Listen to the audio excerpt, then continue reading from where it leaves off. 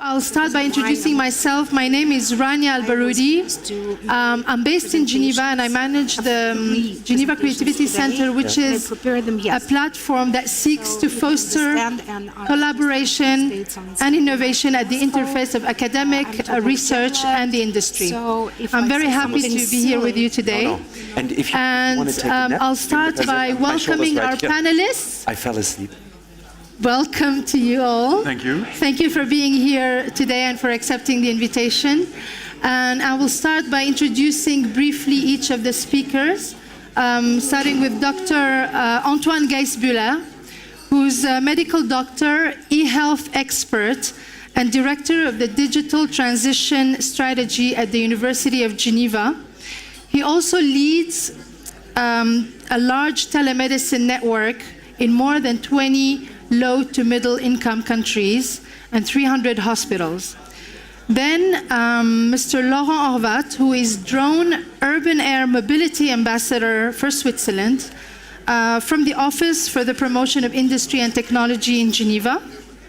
Then to his right there is Dr. Lamrani, former Dean of an Ivy League School of Engineering, Le Mans, France, General Manager of the R&D Innovation Center and Menicon branch in Geneva. Menicon is a leading Japanese contact lens company. Then next to him, Ms. Helen Teplitskaia, advisor to the chairman and CEO of Sberbank, the largest financial institution in Eastern and Central Europe. And next to Mrs. Teplitskaia, we have Marcel, Dr. Marcel Muenster, medical doctor, entrepreneur, and investor, founder and director of the Gritti Fund. And last but not least, Mr. Stephan Siegenthaler, board member, chief strategy officer, and marketing and sales at Implantica, a medtech company based in Zug, Switzerland. Now I will hand it over to you to present yourselves in 3 to 5 minutes maximum, so that you can tell us what you do, your activities, and why you're here today. Thank you very much. So we can start with you, Dr. And the slides. And the slides. Please, the slides. Yes. Wonderful. Well, thank you, Rania, for the introduction, and thank you for the opportunity to share a few thoughts about digital innovation and how it can transform health systems. And rather than starting with very high-tech things, I want to start with things that we've been doing for the last 20 years in very different settings, but you'll see that actually what we've been doing there is really much relevant also in very affluent countries. We're going to talk about medical deserts, and those are places where we are lacking care professionals.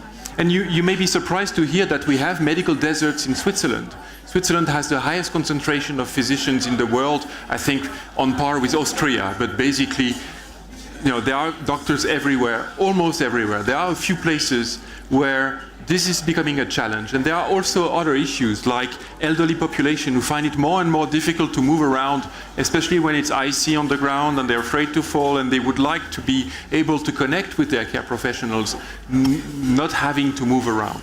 So what we've learned implementing telemedicine and distance services in low and middle-income countries is actually coming back now in the more affluent countries where distance is actually becoming a problem again due to the aging of the population, due to the disparity of deployment of care professionals. So let's take a few examples. And this is an example taken in a small health center in East Nepal. This place is about 2 days walking to the next hospital. And so one of the challenges is to try to make sure that the patients who come to this place have a very good reason for making the trip to the next hospital. And so what we've done there is implement telemedicine services using technologies such as Skype and very simple things. And what we've learned is that if we put those technologies and if we add some intelligent objects that are connected to the telemedicine system, such as electrocardiogram, such as ultrasonography, such as eye fundus imaging, such as devices that basically help making diagnosis, even though there is no doctor in this place, the nurses and the care professionals there can manage those patients, and half of the patients that would have had to travel to be taken care of can be managed locally. And we're doing exactly the same now in the home of the elderly in Geneva. We're installing video conferencing with digitally connected objects so that we can remote monitor those patients. We can make remote visits so that nurses can visit several patients in their homes. They don't have to move. And what has been shown in other studies that with these kind of things, you reduce the number of patients who get hospitalized because you can see earlier on what is going on. So lessons from the medical deserts applied to Geneva. This is another example. We are here closer to the Caspian region, even though we are on the other side. It's in the Kyrgyz Republic. And here the mandate was to rethink and redesign the medical education program to make sure that we use new methodologies to train doctors, which has been a big issue. Actually, those are not doctors, those are nurses. Doctors have larger hats, and nurses, and what we learn there is how to disrupt education using distance education, using e-education, e-learning. But also what we learn here is that once those care professionals are trained and sent in remote places, and there are plenty of remote places in the Kyrgyz Republic, if they can stay in contact with their professors, if they can stay in contact with experts when they're faced with a difficult situation, they will accept to go there, they will remain longer active in those remote places, and that's very important to strengthen the health system. And in the Alps, we have this problem of getting doctors to stay in the small communities, and connecting them to each other is also something that increases the likelihood that they will be productive and staying for a longer period of time in those regions. And this is a more extreme situation. Here we're bringing capacity building in healthcare in refugee camps. So we have here, this is the Dadaab refugee camp in Kenya, so Somali refugees. Basically, most of them were born in this camp, and after the end of their secondary education, they don't have access to either jobs or higher education. And so the idea here is to train them. Obviously, it's a place where you don't want to spend too much time. It's a quite dangerous place. But using, again, e-learning and other kinds of interactions, we can make sure that they acquire skills that can then be used in the hospitals, in the pharmacies, in the labs of the camp, but also then when they return to their country or where they're relocated to a different country, have access to medical education. So, and here what we learn, what's interesting with this program is that it's not just e-learning, it's also mentoring by Swiss medical students from my university who actually mentor those students. And this is the new thing about learning. It's not just transmitting knowledge, it's about sharing experiences, it's about mobilizing this knowledge. And the experience both for the refugees and for medical students is something that is totally new and very important. And so the use of those collaboration tools for learning, for mentoring, for tele-expertise really help us build a next generation of professionals who are going to be able to cope with the disruption that the digital age is producing. I just want to spend the last minute on a project that's very dear to my heart. It's a project that was launched by Terre des Hommes. Terre des Hommes is an NGO dealing with children all over the world. And they have done one of the most advanced things I've seen in terms of digital health. It's equipping health agents with tablets that contain artificial intelligence and decision support systems, and that help those health agents make better decisions about how to treat patients. Those tablets can also be connected to intelligent objects to increase diagnosis. And as you can see from the numbers, they're covering, I think, about half of Burkina Faso, and they're extending to the nearby countries. They're generating 200,000 consultations per month.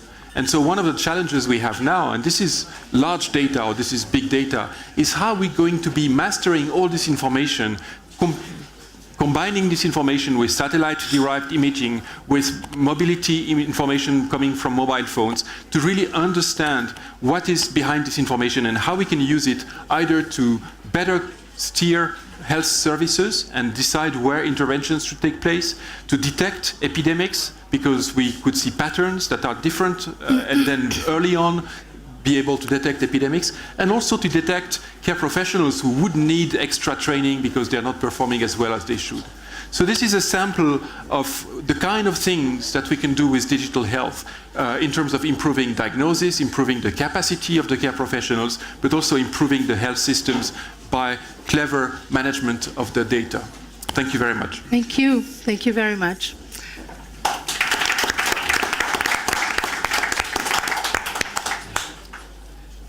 So without much ado, we will pass to the next presentation of Mrs. Teplitskaia.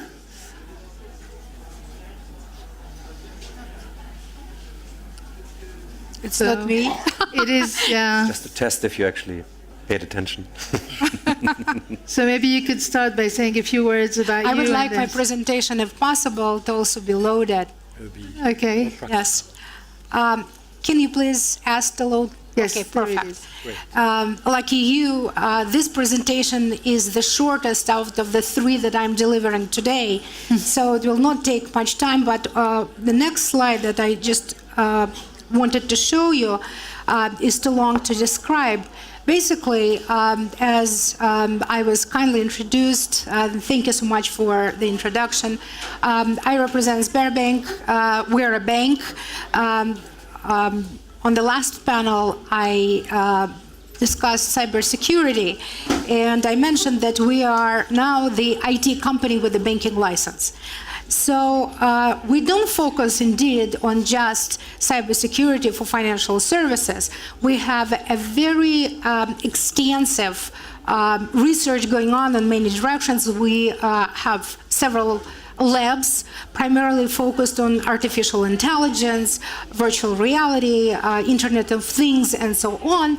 And this all is done, of course, to provide highest level financial services, but also, as I mentioned earlier, we are about building an ecosystem where our clients, be they just retail customers or corporations, will get a very holistic service which will basically evolve around all of their needs and all aspects of their life. One of the directions that we are taking is actually creation of a e-health ecosystem.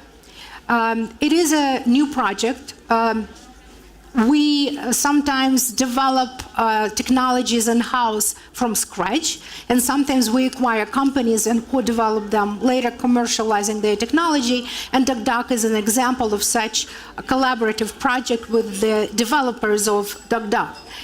Russia has, the vast territory. It's the largest country in the world. So there are deserted medical areas as well, like medical deserts. And there are many so-called orphaned patients, meaning orphaned not because they don't have living parents, but because they don't have a doctor, and they have been lost from the medical system. So we're working on correcting these gaps and providing best quality care, disregarding where the patient is actually located. So we are so far in just 16 cities of Russia, but they're the largest cities. We have about 2,800 clinics that we work with, about 4,000 doctors. There are a variety of services actually that we provide, but today I wanted to focus on some of the aspects that might pertain to international collaboration, hopefully with the members of the panel, some of you in the room. We're living in an extremely challenging time when data is exploding and when resources of the doctors that are providing healthcare are diminishing. You probably noticed, each of you, that your doctor is spending less and less time when you come for an appointment, with some very rare exceptions. And more doctors are transferring their responsibilities to nurse practitioners and so forth. So it's very difficult to maintain high quality care with the diminishing time resources and exploding information. This also pertains the new drugs, because many excellent doctors graduated from medical colleges years and years ago, and they cannot afford keeping themselves abreast of all the new medicines and compatibility of medicines, because sometimes these medicines can rather kill as opposed to cure. So all of this intricacies were kind of factored in when we designed the system, but it is open-ended, and we are continuing to do it. So what I wanted to propose in sense of collaboration with members of the panel and maybe somebody in the audience, for example, clinical trials are very challenging in certain countries because of the legal climate. Russia is one of the few countries where statistically, cohorts can be clean and actually adequate, and the quality of doctors is exceptional. However, the price for running clinical trial is much lower.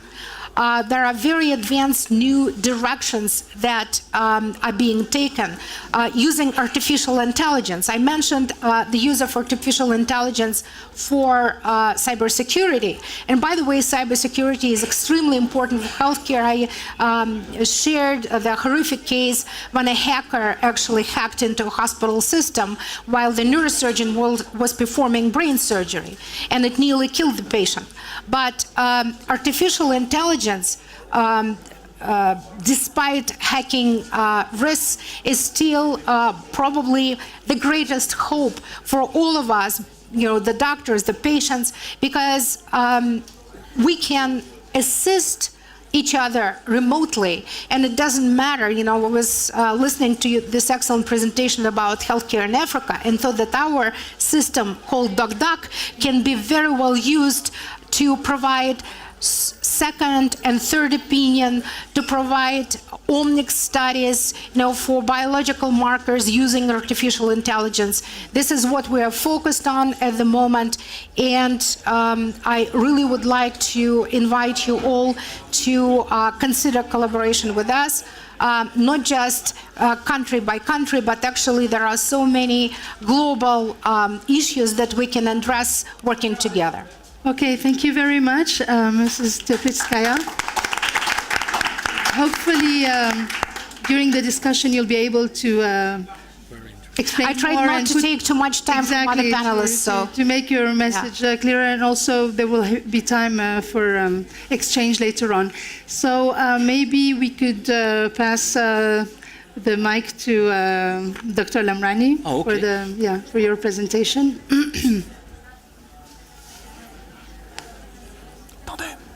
Yes. Presentation, please.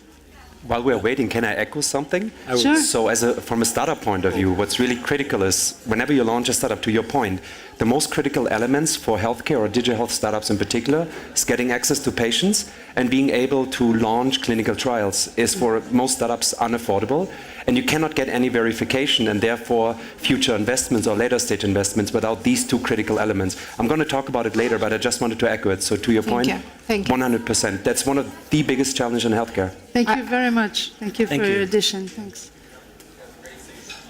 Hello? Yes. Yes. Good afternoon to you. Thank you very much for inviting me first. I thank the Caspian Week and organizers. It's really very great to be here. And also Dr. Rania Al-Baroudi to be the moderator for us. I'm very lucky. I already have very great presentation just before me. So I think it's a great introduction for the artificial intelligence and applications we can do with it, and how we can use it for improving the health and improving the productivity of what can go in the future.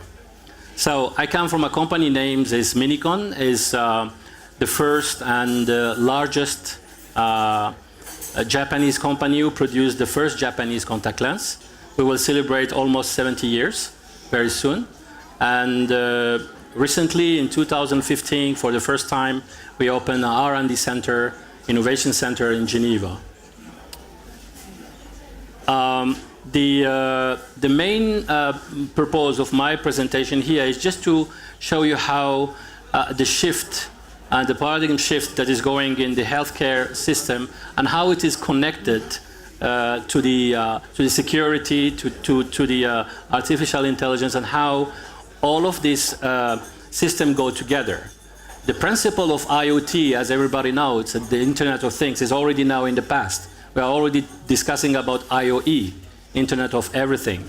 And when you do Internet of Everything, you have to provide smart medical devices, for example, in healthcare, and you have to embed also the artificial intelligence in these smart devices in order to be standalone and can be available for everybody, not only to your system that you are moving forward. So when I was looking at the biosensing technology that exists and the market applied to diagnostics, for example, or point of care, I just try to look what are the major players. And I just find out that the big four until now and before is, as you can see, is those big fours. And I think they are very popular and you are very used to buy their products. Now, what do you think in the future? We are talking about 3 years, 5 years. We are not talking about 10 years, 15 years. Just look about the future. What will be the big four? Do you think those big four will be the same? Or do you think we will have other players? What is your opinion? Most probably the same. Most probably the same. Okay. So from our analysis, we think we will have the big seven in healthcare. And why? I wrote it in this way just to attract your attention to the artificial intelligence. So it's the A and the I.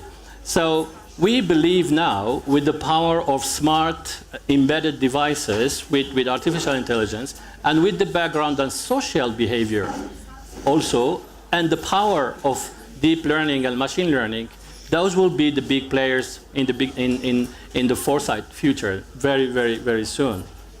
And they are already doing it. You can see they are heavily investing in these technologies and buying all the bright startups. So this is what is our suggestion. So going back to our business, which is our main business in Menicon, the main business for us is contact lens and is the ophthalmology, intraocular lenses, and all of what is related to the health of the eye. And as you can see, for the eye, I don't know if you are familiar with tears. Tears are maybe the most interesting human fluid that has the highest level of information about what you are and what you eat and how you are, your emotions. So I mean, when you are angry, when you are hurt, or the composition of your tears are completely different. It's not the same. When you are sick or you eat something, this is translated in the composition of your tears. So you can take it as a clean blood. You don't have cells in the tears while you have it in blood. So you can have all the tests and you have really a bonanza of biomarkers that you can use to track different diseases. So this is where we started because we come from an ophthalmology company. We started focusing on using the tears and using the tears to track and to make a very accurate diagnostics. So the principle and the project that we developed, we call it the Terrano Cloud. Terrano Cloud is just a composition of 3 words.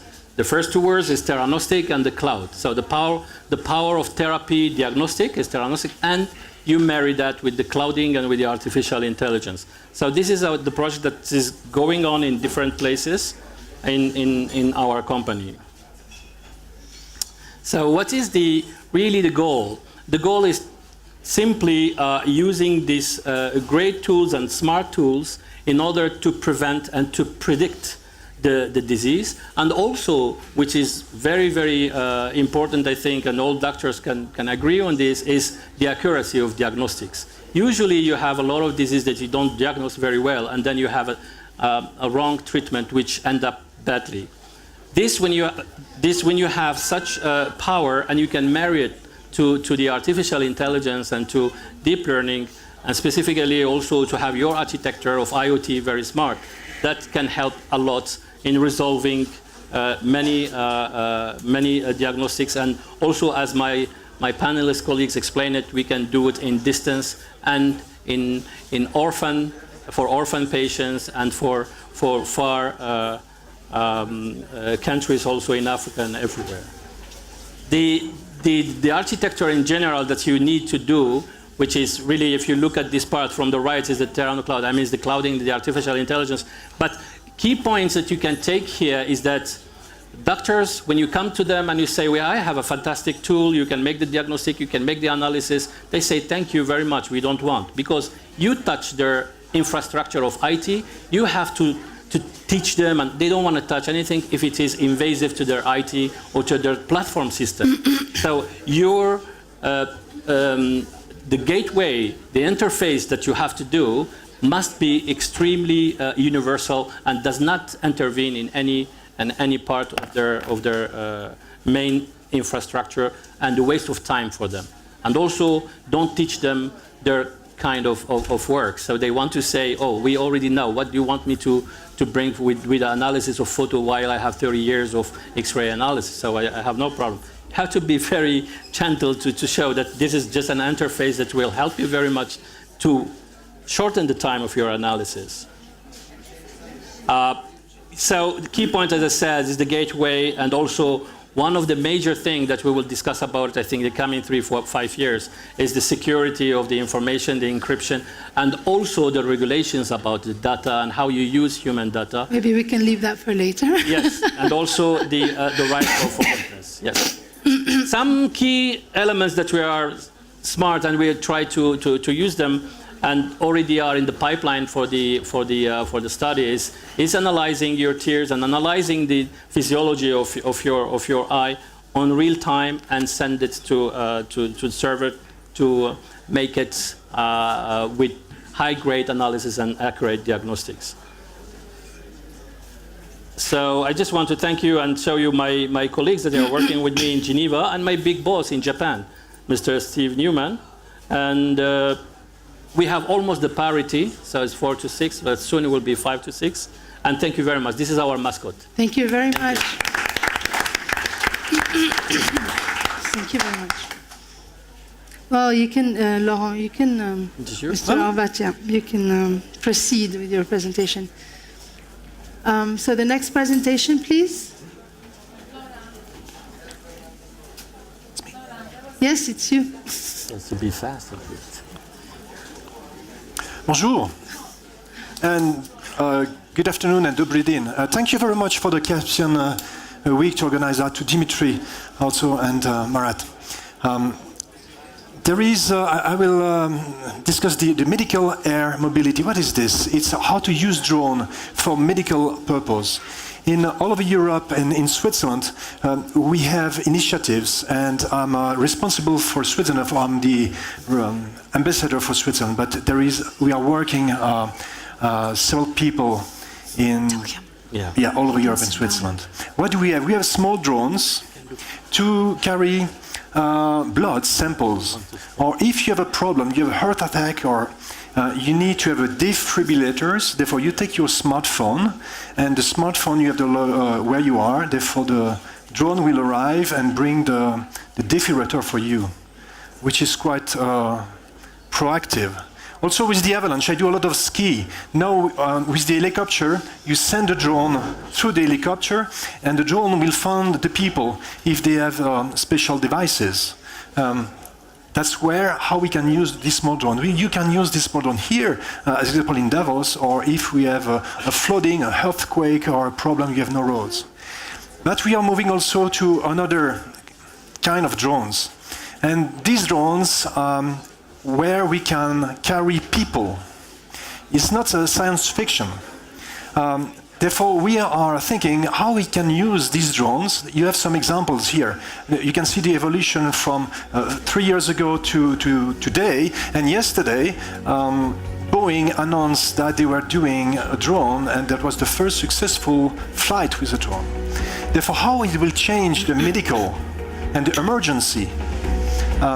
What we envision today is that today, if you go to a big city, you have the ambulance going to the place where you have the accident. Guess what? Very often the ambulance is stuck in the traffic. Therefore, could we imagine that we take the ambulance instead of bringing that's the ambulance with a box, with a safety box. If you're stuck in a traffic jam, the drone could pick this safety box with the passenger and go to the hospital. Therefore, we will save a lot of time. We can go exactly where we want. Usually the ambulance go to hospital number 1 because it's closer.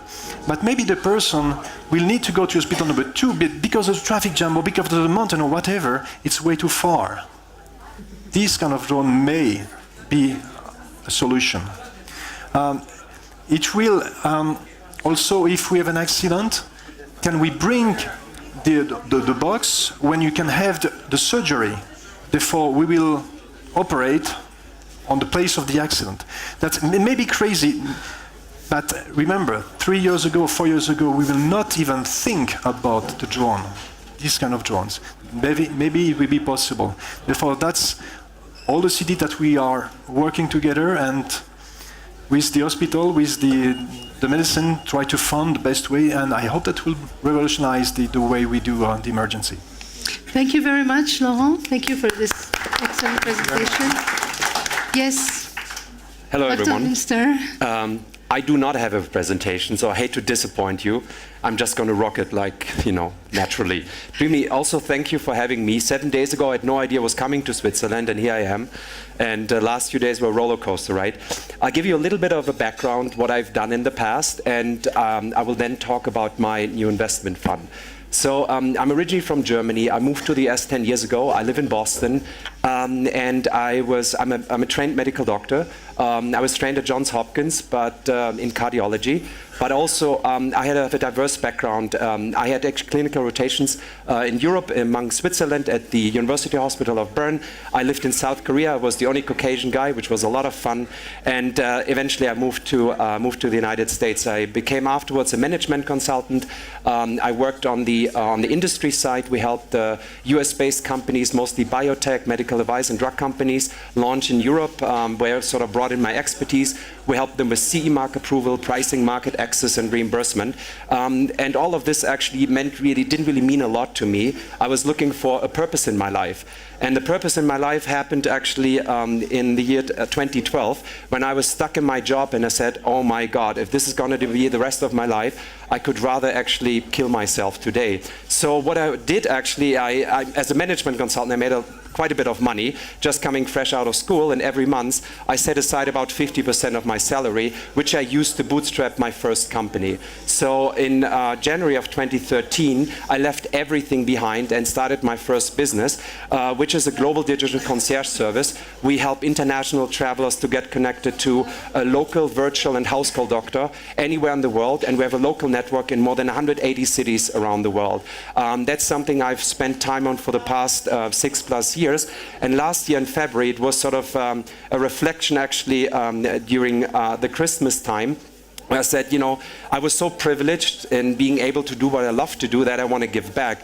And along the way, I met amazing people who built companies, some of the largest companies in the world, and who all decided to spend time with me, which was a true privilege. I mean, they can pretty much work with anyone, but they decided to work with me. And I said, I want to give back in the sense I want to provide mentorship to companies. So I started what is called an Entrepreneurship Unplugged World Tour. So I went into, it was actually organized on my own, literally a spur of the moment thing in last January, and I started traveling. My first destination was Dubai in the UAE, and I mentored 34 companies in 7 days. I went to accelerators, incubators, and co-working spaces, and the one thing that was absolutely consistent across the entire time, which was shocking to me, I left Dubai on a 14-hour flight back to Boston and said, how can this be a lack of early stage financing? And I said, these guys have so much money, so much oil money, why is it not going to where it's supposed to go? And we saw the numbers afterwards, shocking. The UAE alone has a net worth of $500 billion. Saudi actually much larger than the UAE, but only a fraction of this is going into the startup ecosystem. And I said to myself, many people said, you are crazy, why you're doing this, you don't even, you're not from the region. And but my company actually that I founded initially, our second largest market was MENA, so I felt very comfortable doing business there. And over the past few months, I set up my first investment fund called the Gritti Fund. What makes it special, we have a huge healthcare focus. So we will diversify our portfolio, but the majority of the money is going into healthcare. And I'm going to talk briefly about the team because I'm really, really proud. This is, quality relationships I develop over time. So my background is in digital health. I'm also a growth marketing hacker and SEO, so I love everything marketing. And we have a hardware guy. He's actually one of the top 10 healthcare entrepreneurs in the world. He and I have been friends for a long time. He developed actually the first ever FDA-approved blood glucose meter for an iPhone. Company was called Agametrics. His second company is called Misfit, a wearable device company, which was sold to Fossil for $250 million. And he also has 50 patents under his name. On the AI side, we have actually a chief AI and robotics advisor. It's a gentleman who learned AI, has a PhD from MIT, and learned everything about AI from the gentleman who coined the term in 1956 at Dartmouth College, where it was actually first mentioned ever. We have a couple of other folks. It's a skill-based team, so we can help companies at the early stage with everything they need to basically get from an idea to the first level of execution and follow on a core investment. So analytics, sales and business development, technology, marketing, all of those things are covered. And what I'm really proud of, and this is again purely based on relationships, our LPs are all friends of mine, former Fortune 100 CEOs. One of them is the former CEO and chairman of Becton Dickinson, the world's largest medical device manufacturer. He's a friend of mine. I have him on speed dial. He's my personal advisor. So I feel extremely privileged. I'm the happiest person on earth to have actually all these amazing people working with us. And was my brainchild, and I brought all these people together, and there are many more people. But what makes this, our corporate launch partner is Bayer, the German pharma company. They are supporting our effort. But what makes this fund special, I want to spend a minute talking about it, and I will see many smiles probably when I mention it. It's the world's first purpose-driven and happiness-focused investment fund. The one thing I've learned actually... Maybe you can tell us a bit more about it later. Okay, sure. Yeah. No, it's excellent, but we're running out of time. Thank you very much. But we will develop on this later. Maybe you will have questions from the audience as well regarding these last points you were mentioning. So the last presentation, please. The last presentation, Stephan Siegenthaler. Yeah. Thank you very much. Thank you. Rania. Thank you to the organizers of this meeting for the invitation. I appreciate it very much to present Implantica, our company. It's about bringing advanced technology into the body, and we have devices on the market and of course also in our pipeline that are aiming to restore bodily functions. It's related to the population getting older, the bodily functions wear out, and the life quality is really impaired if this cannot be treated. We address a lot of these needs. I can show you hands-on what we are doing, but first of all I can confirm what Marcel said before. Money is a huge issue. We started our first device company in 1995. It was called Optec Medical AG, together with Dr. Peter Forcell, who is a surgeon, and myself. And we had no money. We had 100,000 francs, but we had his great invention, which is the adjustable gastric band. It's a device that by now has written medical history. It has been implanted in more than 800,000 people. This is our track record. We have sold the company to J&J in 2002, and we have reinvested our money into new devices, which I will talk to you about now. What we have done in 10 years is research on how to bring energy into the body. Today, still the most successful implant is the pacemaker for the heart, and this uses very little current, so you can run it with a battery for all it takes 9 to 15 years. Now the batteries get better even longer. But when you want to activate a pump or a mini motor inside the body, you need lots more current, and this is challenging because then you have to recharge a battery or you have to feed directly current into the body. And to do this wirelessly, we have spent 10 years of research, because the main challenge, and Dr. Lamrani can confirm this. The main challenge is to have no heat inside the body created, because when you feed energy into the body and you don't control how much energy is used, but you just keep feeding it, then the tissue around the device, because the device heats up, will coagulate and it will harm the patient. We have this under control. We have everything patented and developed. It's fully up and running. We can wirelessly charge and control implants through intact skin. Now, when you do this, you are suddenly confronted, of course, with why do you use it for? What do you want to do with this? And I tell you, when we started to make the patents, nobody has thought of implants using a lot of current. So we had like a blue ocean in front of us, and we could take patent after patent for applications. We have made more than 300 inventions, and of course that's way too much for us. It would exceed even with the help of your great bank. We would never manage to finance 300 inventions. We have narrowed it down to 40, which is still a challenge. And now you can see here our patent portfolio addresses many needs, and we have now narrowed it to 40. If you want to look on google.com/patent/Peter Forcell, you will find more than 1,000 patent cases for Implantica, and I think you will spend more than the next weekend to read them all.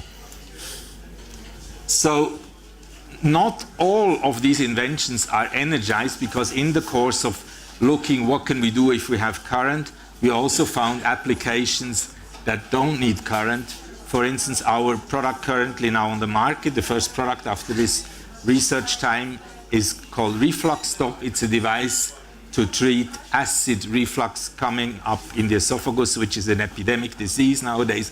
We have a device that has confirmed in the clinical trials and now out in the field that if it's operated in the correct position, patients are fully treated. They don't have reflux anymore. The problem is gone the day after they leave the surgery. We have other applications in our former field to control obesity. The adjustable gastric band was for morbid obesity, as said. We have now basically our initial focus on digestive surgery and on urology. I can show you one concrete application, because it would take too much time to tell you even 5 or 6, not speaking about 40 applications. So this invention that I'm going to talk about is to reduce morbid obesity, which is the largest treatment field in the world. It's the biggest problem for society in the Western world.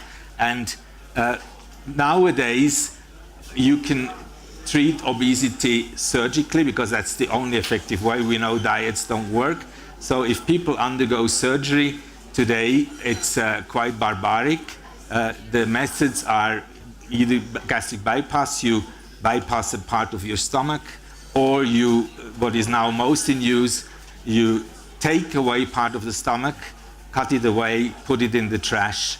It's a very barbaric method, because the side effects of this treatment, of this surgery, can be heavy, and the long-term effects are doubtful.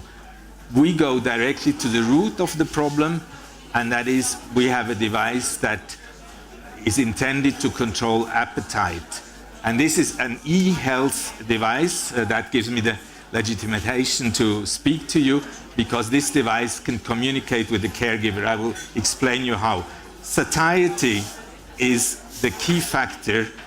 People who eat too much, they don't control the satiety. They keep on eating even when they shouldn't. Their calorie need is covered, but they keep on eating. There is one natural mechanism in the body that stops the urge to eat, or even the possibility to eat, and that's when the stomach is stretched. When the stomach is fully full and stretched, nobody can eat anymore, because there are stretching receptors in the upper part of the stomach that are connected to the brain, and they give a signal to the brain, I don't want to eat anymore.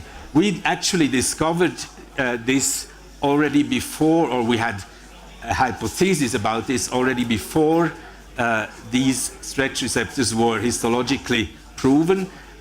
When you look at the gastric band, I think it's a bit small here. It's this picture here. You see the little upper pouch of the stomach, and you see the big rest of the stomach. When the patient has eaten and filled this upper pouch, which is about like a table tennis ball, they feel full.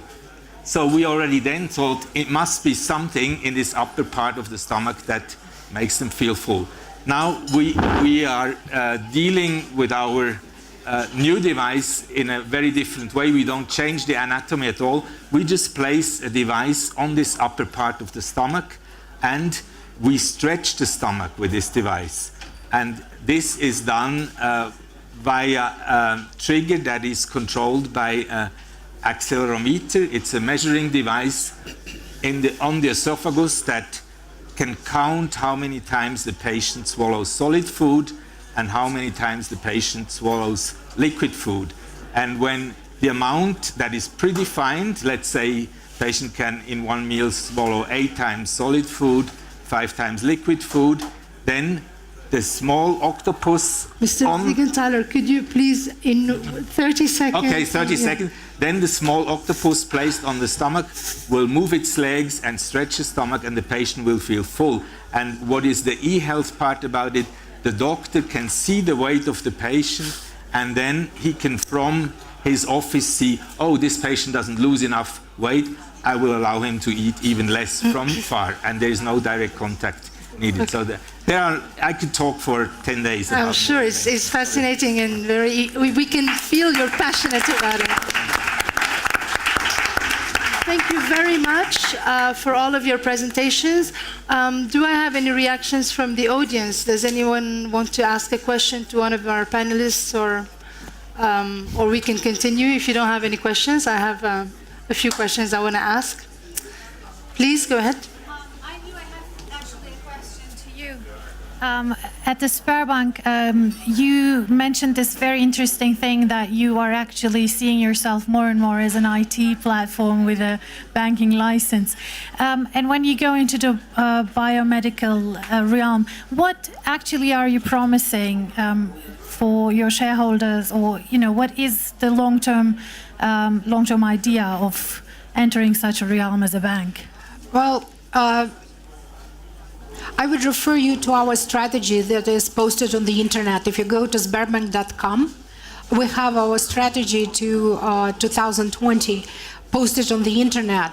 And we indeed are concerned with the shareholder value, and whatever we do as a part of our ecosystem benefits a priori our shareholders. We do lots of things for the society. We have lots of charitable programs, not just for kids and disabled people, but to boost the education so that the artificial intelligence and robotics does not prevent the young generation from getting good jobs and having a bright future. So I can talk a lot about what we do. Believe me, it was not even a scratch, in our biomedical activities, because the latest I can tell you, I initiated partnership with the Institute of Oncology, and we are creating the ecosystem, the first of its kind in Russia for oncology doctors as well as patients, that will have partnerships with the doctors and research institutions in the United States, China, I mean, you name it. Later today we'll show the slide where we feature our partnerships. But overall, yes, indeed, we have shareholder value as a cornerstone, as a corporation. Even though we're an IT company with a banking license, we're a bank which is 177 years old.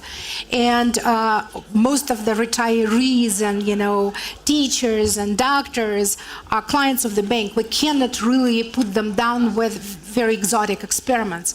So we try to balance and just add value to the society. Thank you. Thank you very much. Thank you.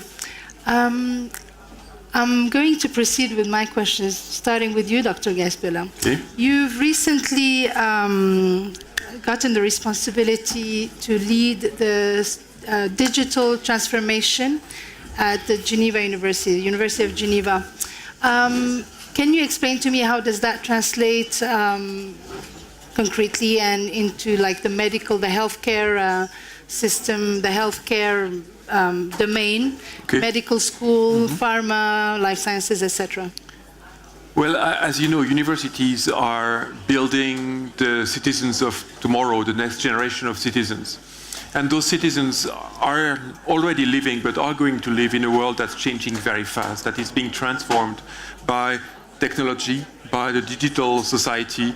And so universities have to reinvent the way they actually build their students into responsible citizens, responsible in terms of a global world, into a world that is greener, into a world that doesn't create inequities, but also in a world that is where professions are evolving very fast. So the digital transformation of a university is not just moving from paper to computers. It's about rethinking how we teach, how we do research, how we communicate this with the society, and how we build the skills that are going to enable our students to become those responsible citizens. Now, healthcare is also undergoing a massive transformation. Most healthcare systems are broken. Most healthcare systems cannot pay for an equal access to quality services to their populations, whether it's in developing countries or in rich countries.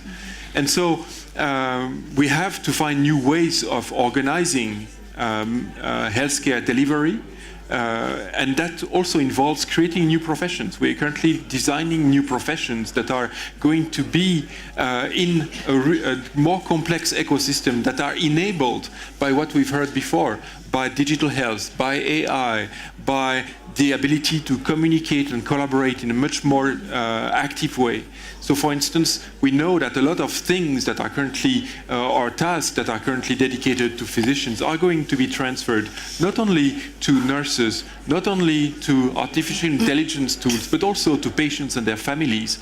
And that is, if you do it right, that probably will create much more affordable and much more efficient healthcare systems. So this digital transformation touches all aspects of society, but very clearly the domain of healthcare at the healthcare delivery, but also at the public health level, because this richness of the data that we're generating, this ability to cleverly analyze the information is also a very promising source of knowledge and wisdom to actually organize the healthcare system better. Okay, thank you very much. Do you have a question?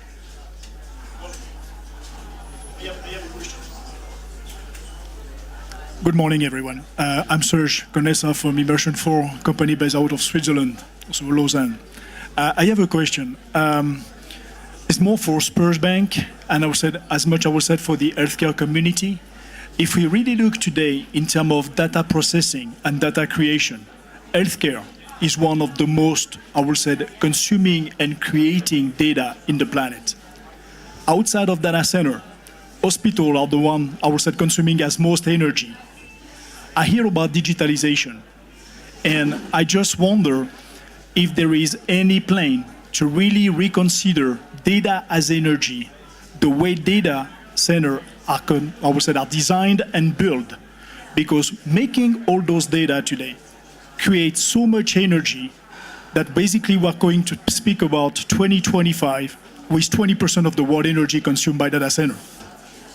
We have created a technology to answer that need, but we need to work together in order to link the data creation, the data management, the data life cycle, in order to avoid to arrive in 2030 with 40% of the world electricity consumed by data center for most of the data that we'll not be able to use or to process. And I just wonder if there is any kind of thinking, okay, in that consideration. I would give it a shot. Yes. So there's one major problem which I've seen in healthcare as well as other industries. There are vast amount of data being collected and it's actually increasing over time because we're getting more and more devices, like wearable devices, for example, as well as other new digital technology. The problem is no longer actually collecting the data. The problem is analyzing the data, and that's where machine learning or AI is a big topic, comes into play. But the other problem, and I've just spoken about this, oftentimes data is collected in silos. For example, hospitals or hospital chains don't share it outside of their ecosystem. And the problem there is, you have then these vast amount of data that are sitting there and are pretty much useless because they don't have internal capabilities and cannot work and don't want to work with external companies that can help them to analyze it because they're afraid of data privacy and security, right? So the problem is we are collecting more and more data, mostly siloed. No one is really willing to share the data. And at the end of the day, it's wasted energy, to your point. Yes, so there needs to be a lot happening at the regulatory policy level to allow for interoperability. In the US, the system is nuts in the US. From a European point of view, it's nuts. What happens, I'll give you one specific example. You have EHRs, right? These electronic health record systems. And there are a few big companies in the US, like Centrix and McKesson, etc. And now you have Meta cloud companies. All they do, the only reason why they exist, they're legally allowed to access at a Meta cloud service the different silos of data management that is being stored in hospitals only to make it accessible to external parties that they grant access to. So there's an entire industry that wouldn't exist if those special EHR providers and service providers would actually have a solid API access to those external parties that can help to actually make this data meaningful. Currently we're collecting data, but medical doctors are completely over-consumed already. They don't see any value for them. It's nonsense. The data you collect is mostly nonsense. And there needs to be some sanity coming into the system, and people need to understand it, need to reflect on it, and it needs to be, to your point, be changes at the regulatory level, macro level. The micro level is not a problem. The macro level, the regulatory level. Does this answer or address your question?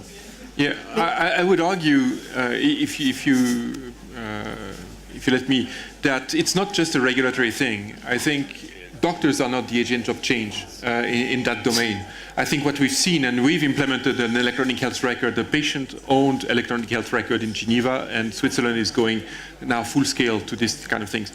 Patients are the ones driving, and they're the ones who really want to make sure that this information is is interoperable, but is accessible, and that they can control what they do with it, who has access to it, how they want to share it, but maybe also how they want to value it, maybe sell it for research, and this is, I think, the game changer. I think regulation is going to be following.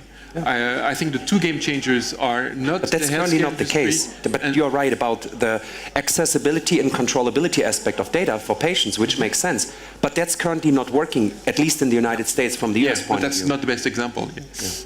I think it's one thing we can think about it to make this balance between treating the data, creating data, and energy.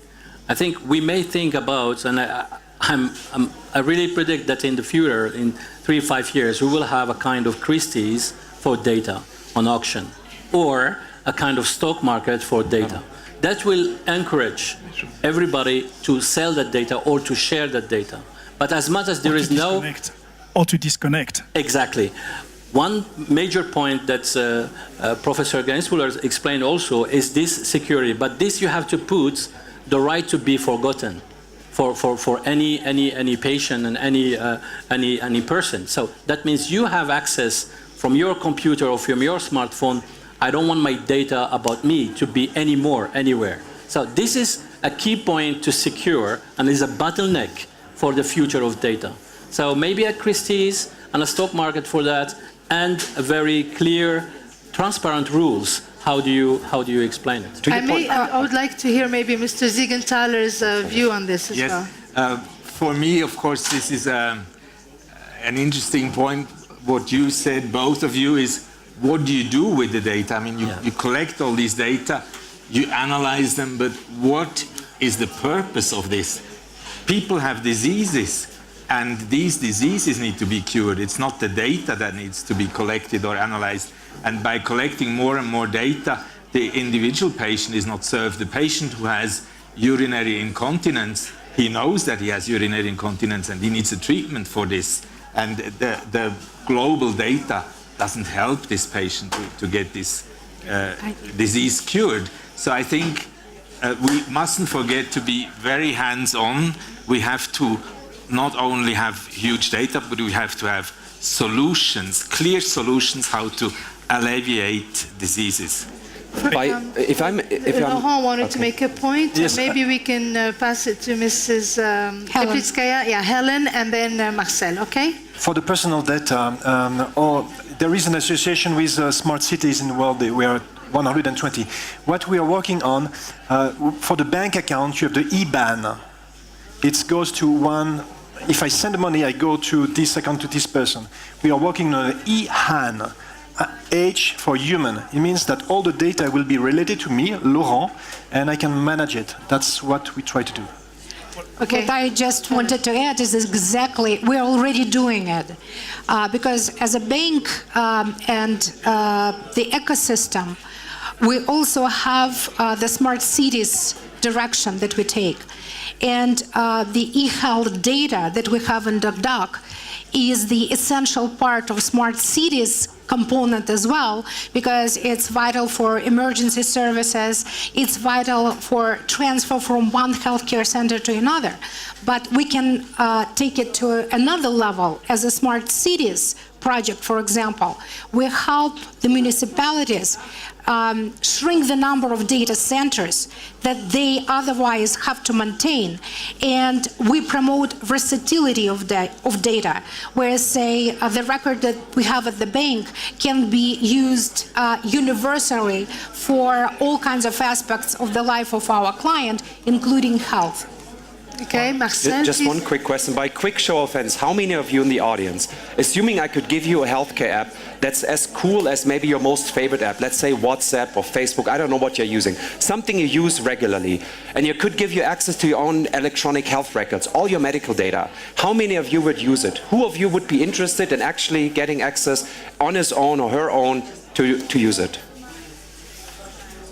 Sure. That's the minority. Can I add just one more example of data transfer hands-on? We are developing a device against aortic aneurysm.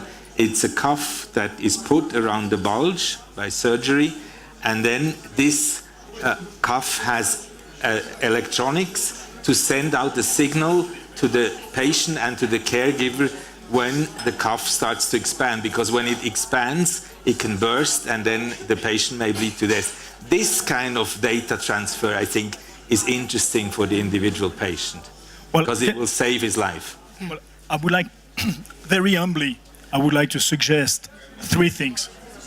On the regulatory level, well, I used to be one of the guys who basically implemented the healthcare system in France. I'm not saying the system was perfect. As you know, the French are not perfect, and I'm one of them.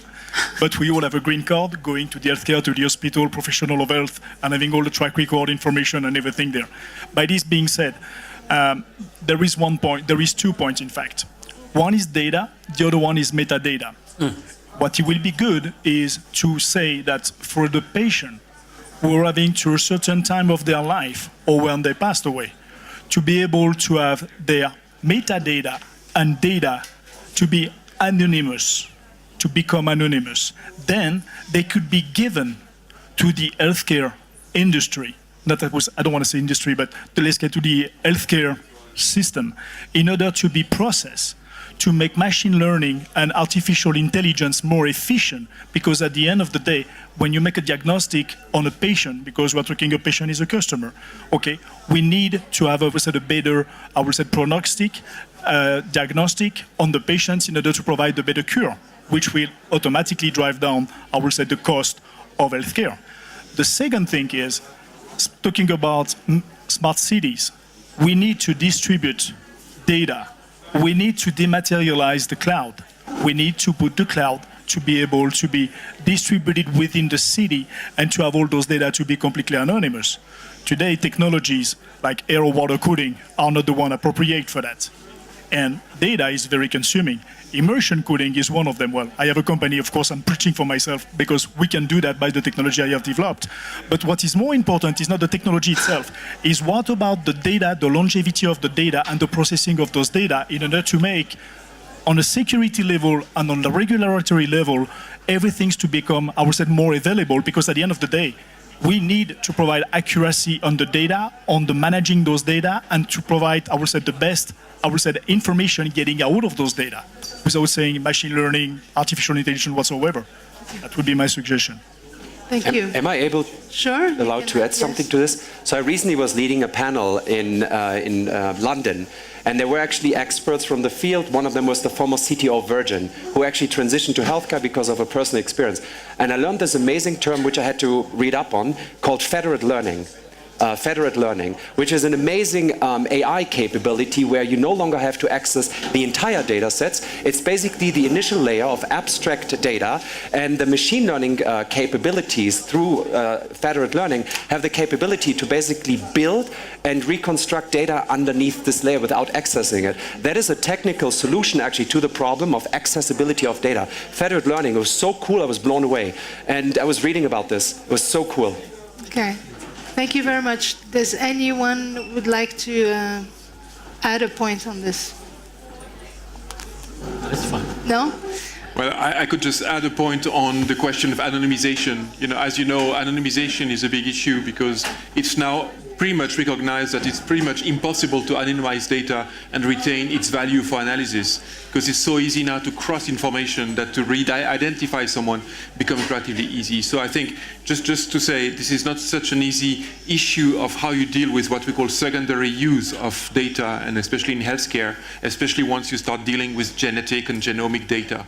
So probably what we are going towards is more trying to get citizens understand the issues and make themselves the decisions of how they want the data that they own, their own data, to be made available for research or not, to be able to opt in, to be able to revoke their consent. We're actually currently implementing a blockchain-based consent management system in Switzerland so that patients will actually be able to say, I consent to this study, now I revoke this consent, and make sure that the system basically is trusted by the citizens and reacts to what the citizen wants, because I don't think that a technical solution to anonymization or to control of what happened with the data is so easy to implement. It's like when you, I'm sorry, I apologize. I see two cases on that. One is when we passed away, to be able to make in our will that we make our data available. And the second thing is when we are alive and we say that we are making, like we give an organ, okay, or the blood or anything, we are making also our data available. Or just basically suggestion. You're the expert. Thank you. Don't forget, one thing is that, for example, for the security, as we discussed, in the dark web, your health data has more value than your credit card. So it's very important to know how you deal with it. So. Thank you. Thank you very much. If there are no other questions from the audience, maybe I would like to continue with Laurent and ask... Sorry, is there one? Yes, please, sorry. Thank you. Maybe it's a little bit provocative question, but that's what I see, that doctor society, hospitals... Can you speak up? I'm not... Hello? Yes. Yeah. Doctors, hospitals, it's a quite conservative society.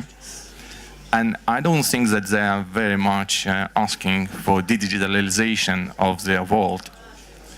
And what do you see? Probably such big high-tech companies, like you have mentioned, six of them, they, first of all, creating new businesses for their own future, and certainly pushing this healthcare society to be involved in their business, then really need is coming from healthcare. Okay, it's a good question. So who would like to answer this one? I can go first. What I've seen over and over again, because my life is startups now, everything around entrepreneurship, and I speak for the United States as one example. Many engineers, very smart people, decided to get into healthcare. They basically had this false assumption that only because I've done well in other industries, I can transfer my technical capabilities and solve healthcare. They basically completely are underestimating the challenges. Healthcare is not a technical challenge, in my opinion. It is a regulatory challenge. It's basically a mindset challenge. To your point, you need to convince those who eventually end up using the technologies, right? These are nurses, administrators, medical doctors, and other hospital staff. So in my opinion, most of what we have technically today, or technology today, is really simple, especially if you learn even the basics of using such technology. So the problem is really the mindset change in the hospital ecosystem. And if you want to build a perfect system, you need to build something from scratch. I don't believe that a traditional hospital chain will be able to transform itself and now be digital first. It's like going to a company which has a really shitty work culture, and tomorrow, because we actually hire some consultants that come in to transform the culture, basically, will be changed entirely. The best thing I've heard about this was from Mathieu Leclerc. He was the former chairman of Decathlon, it's a large sporting goods company.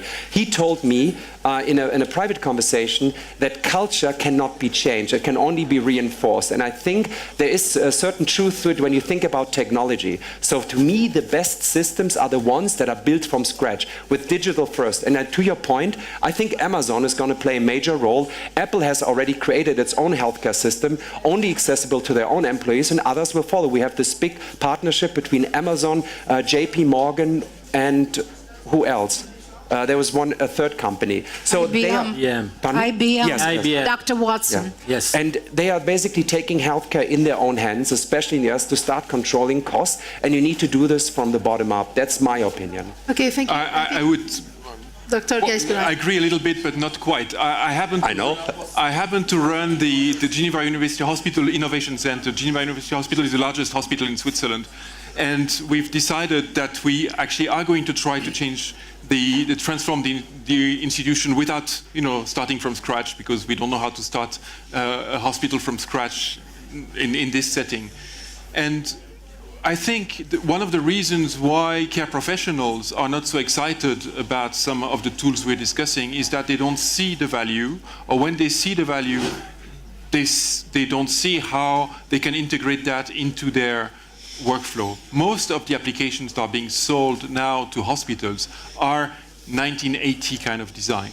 And so I think we have a real problem that the healthcare IT industry is not able to provide user experiences and new ways of integrating digital technologies in the workflow as the major digital players. And that's why they are disrupting. Now, if you come to those care professionals with solutions that make sense for them, first make sense, like it saves time for me so that I have more time for patients. Yes. Yes. Second, it is usable. I don't need to be trained for 2 days before I can use it. And third, and then those things will fly. Yeah. And that's what we're seeing. And again, one of the challenges we have is that we have monopolies of health IT systems that have been built on 1980 technology and are not evolving. So they're going to be disrupted. I don't think hospitals need to be disrupted from scratch to change, but hospital IT systems, I would agree with Marcel. I have a question to build on this. So, in your creating new jobs for the future, and in the sense that so many of those tasks that have been performed now by doctors or nurses are going to be done by machines. So, what do you see the trend going in terms of new? Like, what would be the role of these health practitioners? Again, I mean, it's putting back the user experience, and our user, our customer, is the patient, or the patient and his or her family. And so the question is, how can we get organized to bring maximum value and make sure that we have optimal care. Okay. And that's the way you rethink the professions. And what you realize is that maybe a pharmacy becomes the place where you should have diagnosis and the telemedical consultation, because for many situations you don't want to wait in the ER or try to join your general practitioner. You just go into a place where it's easy to get from the pharmacist a small diagnostic test, a telemedicine consultation with a doctor somewhere else, and then you just get your prescription and you go back home. All these kind of things can be redesigned using, you know, the techniques that have been developed, like design thinking, lean management, and other things. And that's how we should be rethinking those professions. Okay. And then the question is, how do you then translate this into actually a curriculum in a higher education system, so that then you can actually train the people to do so. That's the process we're in Geneva now, trying to design new professions of healthcare associate professions. That's great, thank you very much. What I would like to draw attention to is probably it's not a black and white situation. Mm-hmm. There has to be some kind of a golden balance between the intervention of IT industry and healthcare. Because the best Amazon in the world still will have to rely on professional doctors. Mm-hmm. They cannot provide health care without engagement of the doctors. This said, the data that is at the disposal can be used exponentially with a greater intensity and value. We have not mentioned today the notion of evidence-based medicine. And this is what actually can flourish with the use of data at a meta level, using the big data. Because what started years ago as a cohort, studies and the Cochrane collaboration, it was like a spectacle. However, this remains the only essential principle to actually globalize healthcare, to share the knowledge of the so-called multiple center studies, democratize the outcome of this research, and make sure that quality of care actually applies the best standards, the best protocols are available to people disregarding their financial standing. Okay, thank you very much. Yeah, I think this is a very good point. Thank you for saying this, because we are now at the start with a new implant, and we all know that implants can be beneficial, but they can also backlash if they are misused, or if there's a specific problem linked to the implant. So we are exactly doing this. We don't want to do, we have now evidence that our implant works fine. We have 2 years of experience.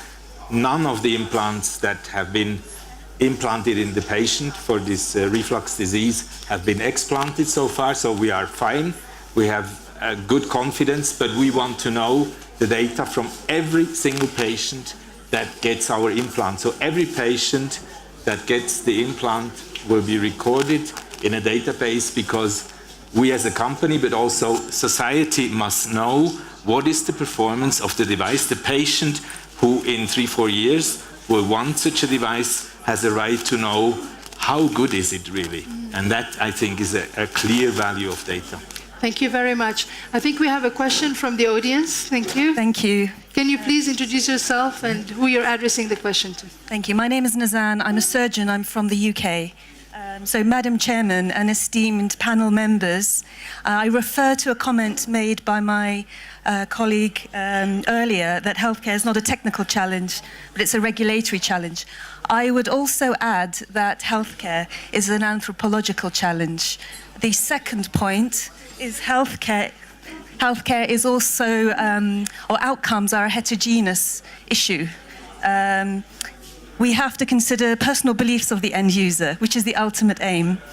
That's the anthropological challenge, local culture, local beliefs.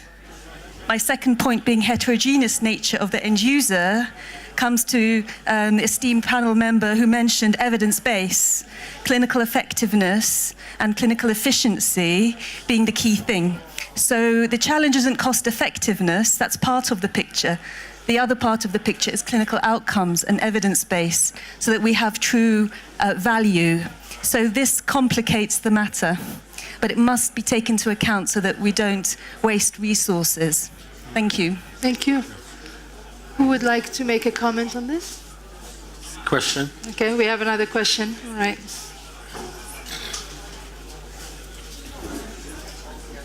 Hello, I'm Donata Guerrini. I'm an engineer, and I've been building data center for 15 years. And to your point, sir, about data center energy consumption, the problem is that the infrastructure is outdated. I work for several hospitals that call us to build data center, to remodel data center when they are on fire and they cannot admit patients to their facility. Hospital of Denver, Colorado. I mean, we are not talking about a third world country. So the infrastructure is not up to date. The data are sitting in data center with no use, to Marcel's point. So let's invest in infrastructure, not only in software. Otherwise, we're not gonna go anywhere. Okay, thank you. Yes, a question. Who would like to comment on any of those questions that have been put? I just was very interested in your in your questions. Yes, I mean, you know what we agree that in coming 10, 20 years, some specialties in healthcare, especially doctor jobs, will disappear. That's for sure.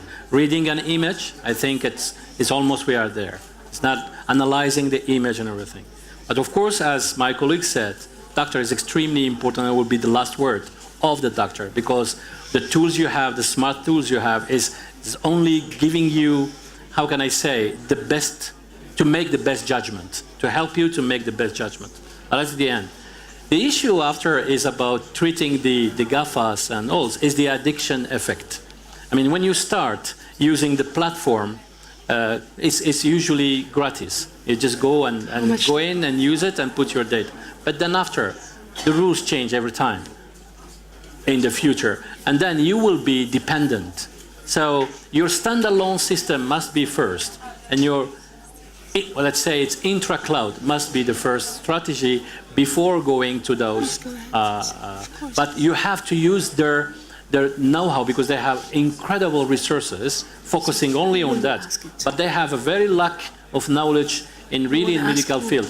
Recently, as you know, if you look at the contact lens, I speak about contact lens as smart contact lens for glucose, for diabetes. Google and Novartis just stopped the project last year. They announced it and it's stopping because they have the data, they have everything, but they could not control the environment of the contact lens on the eye and the continuously the data. So it's not that simple like that, but they have the upper hand. Don't forget this. I would like to respectfully disagree with you about disappearance of certain... Please, you're first. I also wanted to disagree. I wanted to disagree.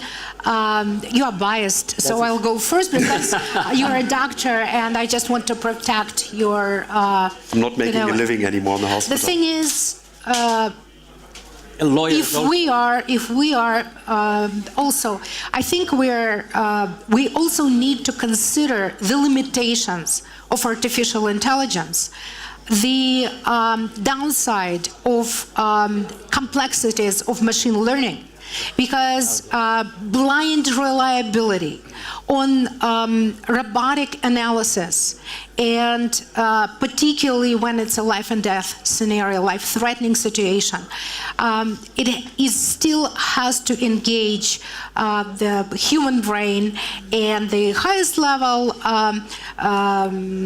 qualification of a doctor. But the industry will not vanish, I hope, at least not in my lifetime, because I personally would never ever rely solely on the automatic outcome, even of two machines. I completely, how can I say, condone what you said and agree. The point is what I said is the last word will be for the doctor. But the numerous clauses that we now know, the concentration of doctors. You said that radiology will vanish. Yes, I think in analysis of image, yes. I think, I still think the same. So to his point. But anyway, yes, it's true. It's true. Okay, one more. To your point, I respectfully disagree entirely. Sure. For one reason, this has nothing to do with my being a doctor or so. This is literally based on, for me, common sense. When I think about AI, right, and we talk about the major challenge of adoption of technology in general, it applies to any industry. These are the end users. And in a hospital, it has to be adopted by a medical doctor or by a nurse.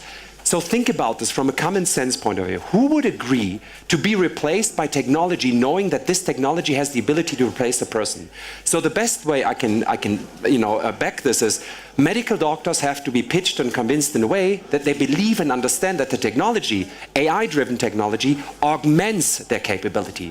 But if you use the word replacement, it's semantics. That's a no. It's a deal breaker. It's a no-go. It won't happen. So to the other point, my friend actually runs the largest healthcare AI company in the US, and he and I are quite open about talking about his business and the challenges that he has. And he mentioned one very interesting thing. We are naturally, and we have to be forgiving when it comes to human error. It happens in image recognition, in radiology, for example. However, think about this from a machine point of view. We are unforgiving when it comes to machines making mistakes. They aren't perfect, and they won't be perfect for years to come or decades to come. I don't know the number. So there won't be a replacement of humans, at least in the healthcare sector. It will be an augmentation, and it will be a facilitation, an additional clinical decision support making tool that makes it better and safer. It's basically a human brain plus a machine learning algorithm together that makes it stronger. But it's not either or. I mean, as of today, we don't have AI. It's an overused hype term. We have machine learning. AI means it has the ability to pass the Turing test, meaning you can no longer differentiate between a machine and a human. And that's non-existence. I've heard it over and over again. It's like a buzzword, like cryptocurrency and blockchain, which is, for the most part, I'm sorry to use the word, BS. And the same applies to AI. It doesn't exist today. We have machine learning, we have deep learning, everything human built. It's only as smart as the human who built, for example, deep learning neural networks. Okay. That's a major challenge. I sat down, wanted to do some of this stuff. This is really challenging. You need really, really brain power to do this. So to your point, it will, in my opinion, it won't happen. Okay. Period. I have a very strong opinion on that. Thank you, Marcel. I think we'll have to conclude in a very short while. I just wanted to hear Laurent a bit about, like, 1 minute about the drone taxis and how likely are they accepted by the population, and when do you think we will have the first demonstrator in Europe for that? As you say, the key will be, will the citizen will tolerate and accept these drones? The answer is in their hands, and we have to work with them together to see if they would like it or if they refuse it. Okay, so what are your challenges right now in terms of bringing Switzerland into this initiative? And what we see in the world right now, it's in China they would like to have thousands of drones in a city, and the US that would be probably the same. And in Europe, the thinking is, do we want to have 1,000 drones in the sky? If you ask the citizen, we need to have their feedback and not to influence them and to try to convince them it's good, but for us to convince them if we need to go forward or not. And do we take the Chinese option, do we take the American option, or do we take the European option? Okay. We will see. All right, thank you very much. One last question and then we will end it. I would like you to ask a question about the sense of user. I think the technology will change the user. Yeah. Why? Because it's the access of the material. As for today, you need to go to a therapist, you need to go to a hospital. But the technology is changing and moving, like the example to find in pharmacy, diagnosis. So who will be the user tomorrow? Are you sure it's still in the hand of the therapist or the consumer patient? Okay, thank you very much. Can we continue this conversation later, because we need to allow time for the next panel and have a break for 15 minutes. And I would like to thank our speakers very much today. Thank you for your quality interventions. And this is a fascinating topic. There is so much to be said about it, and it's hard to cover everything, but I hope You will have a chance to continue the conversation later on and to exchange card and network, what have you. Thank you very much, and voilà. Applause. Bravo. Thank you very much.